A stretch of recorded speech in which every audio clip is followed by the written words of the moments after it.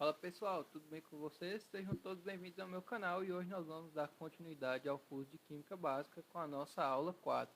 Então se você não viu as aulas anteriores, veja, curte, comente e compartilhe essa publicação para mim saber se vocês estão gostando do conteúdo.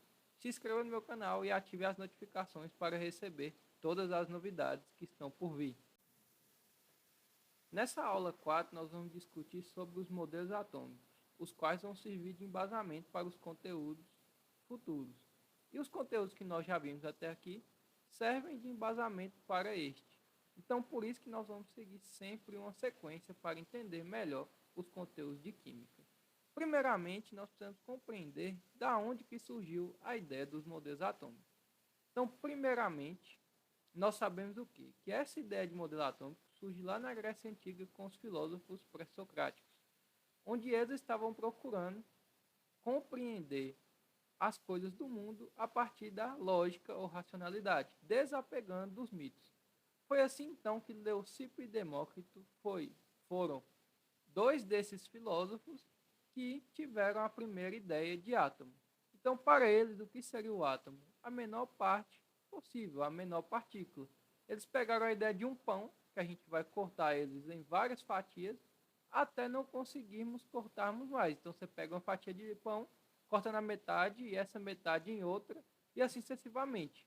Até que você não consiga mais cortar, porque o grão vai ficar tão pequeno. Então, tudo isso aí começou com esses filósofos lá na Grécia Antiga. Eles colocaram essa ideia de átomo, o Leucipo e o Demócrito, que era a menor partícula possível. Então, tudo isso aí está listado para que vocês possam compreender da onde que surgiu e assim a gente pegar a história e a linha do tempo, passando por cada um desses personagens ou cientistas, filósofos que auxiliaram nesse processo. Isso aí ficou por muitos anos, até que Dalton, em 1803, retomou a ideia dos modelos atômicos. Ele retomou a base lá de Leucipo e Demócrito. Só que agora ele estava baseado em quê? Na ciência. Então o Dalton foi o primeiro cientista aí a retomar a ideia do átomo. Seu modelo atômico ficou conhecido pela bola de bilhar, porque para Dalton a matéria seria formada por pequenas partículas esféricas não divisíveis e também densas, né? Ela seria maciça. O elemento químico seria formado aí por um conjunto de átomos de mesma massa. Então é como se fossem bolas ou bolas de bilhar idênticas. Seriam átomos iguais, porque eles teriam a mesma massa, mesmo tamanho e mesma propriedade. Quando eu combinasse átomos diferentes, aí sim eu formaria o quê? Moléculas. E para eles sempre seria números inteiros. Por quê? Porque o átomo é indivisível. Então, para ele, era essa a perspectiva. Então, Dalton foi o nosso primeiro cientista a, de fato, postular sobre os modelos atômicos. Então, gravem: bola de bilhar, maciço e indivisível. O nosso segundo modelo atômico já passa por um fenômeno histórico muito importante, onde as pessoas estavam procurando compreender a eletricidade. Então, aqui, a parte histórica vai influenciar muito no pensamento do Thomson, que foi aquele cientista que descobriu o elétron a partir da ampola de Crookes. A ampola de Crookes passa um raio catódico, ou seja, com a carga ali positiva, e quando eu aproximo alguma coisa dela, ele tende a desviar. Indico que vocês vejam um vídeo sobre a ampola de Crookes, pois isso facilitará o entendimento. Então o Thomson ele descobriu o elétron. Após a descoberta do elétron, ele teve o quê? Que fazer alterações no modelo de Dalton, porque só o que o Dalton falou já não seria suficiente. Então, para o Thomson, como que seria o átomo? Era uma esfera, mas não maciça, como propunha o Dalton. O átomo ele era neutro, porque teríamos um equilíbrio de carga positiva e negativa. O átomo seria uma grande esfera ali, parecendo um pudim, com elétrons incrustados, os quais estariam bem dispersos ali para manter esse equilíbrio. Então eles estariam fixos, presos no átomo. Então ele associou isso ao pudim de passas, como eu disse. Então gravem bem. Thomson descobriu os elétrons e o seu modelo é o do pudim de passas. Assim como a eletricidade, a radioatividade também foi um fenômeno incrível que estava acontecendo no mundo. E vários cientistas pararam para poder estudar esse fenômeno.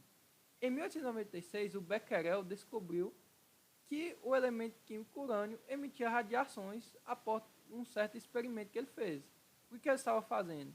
Ele estava estudando esses sais, esses cristais, até que ele guardou ali na sua gaveta e, sem a exposição solar nem nada, aquela placa fotográfica que estava ali meio que prensou uma imagem, a qual ele percebeu que foi por conta da emissão de uma radiação do cristal de urânio. Após muito tempo, Marie Curie e Pierre Curie, estudando ali, criou o termo radioatividade, após descobrir o elemento rádio e polônio. Então, Rutherford ele entra aí como um aluno do Thomson, o qual aplica os conceitos da radioatividade, utilizando o polônio, fazendo um experimento, o qual tentaria comprovar que o Thomson está certo. Afinal, o Thomson era seu professor. Mas o experimento teve um resultado contrário, o qual fez com que o Rutherford criasse um novo modelo atômico, que seria chamado de planetário. Ele emitiu ali uma partícula que a gente chama de alfa, o qual o polônio emite.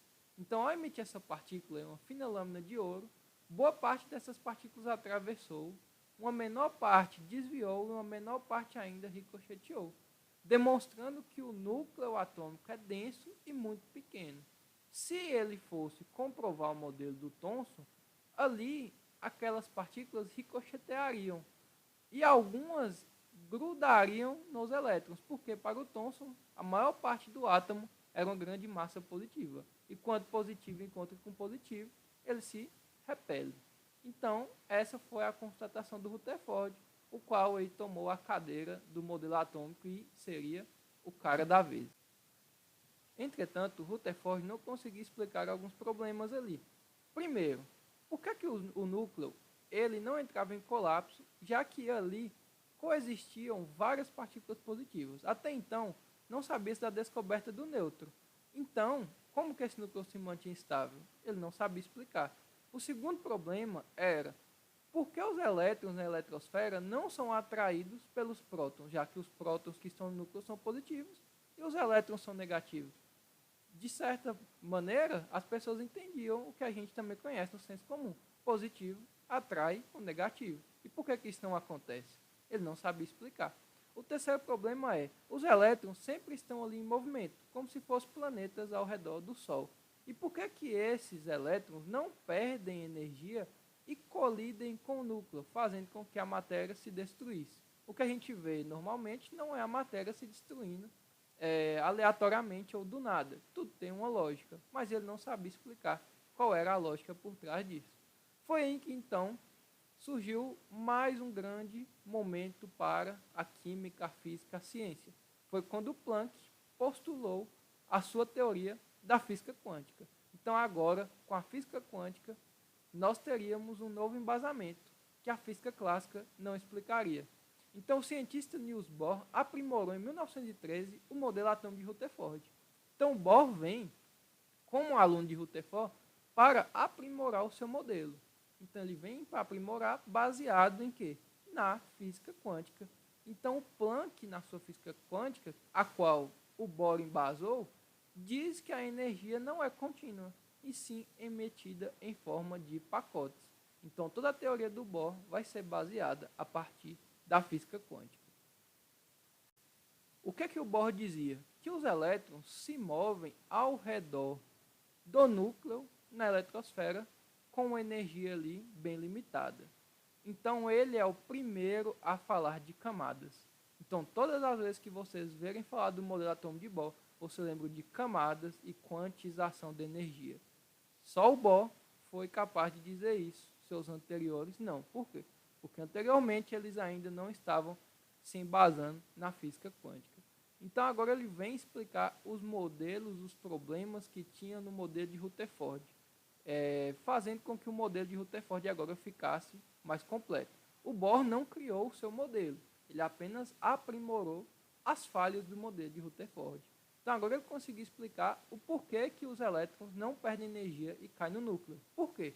Porque agora ele diz que naquela camada os elétrons não perdem ou ganham energia. Eles só perdem quando eles saem da sua camada, ou ganham, que é o mais comum. Então ele ganha energia, salta para uma camada mais externa, que é o quê? Mais energética.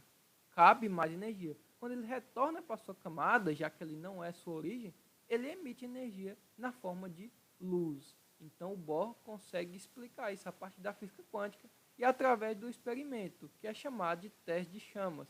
Então, a partir do teste de chamas, a gente pode verificar o que o Bohr fala. Por quê? Quando a gente fornece energia para o átomo, ele salta de camada. Ao retomar, ele emite luz. Isso também é o que acontece nos fogos de artifício. Então, essa foi a nossa aula 4, onde eu expliquei sobre os modelos atômicos. Se você gostou desse vídeo, não deixe de se inscrever. Deixe a sua dúvida, seu comentário aí, para eu poder saber como eu posso ajudar vocês. Estou fazendo esse curso aqui para que todos possam ter uma boa base em Química e assim não tenha mais dificuldades. Então, sempre estou à disposição no Instagram, vocês podem me chamar lá no @plinio.química. Então, deixe seu like, deixe seu comentário, inscreva-se, ative as notificações e até a próxima aula.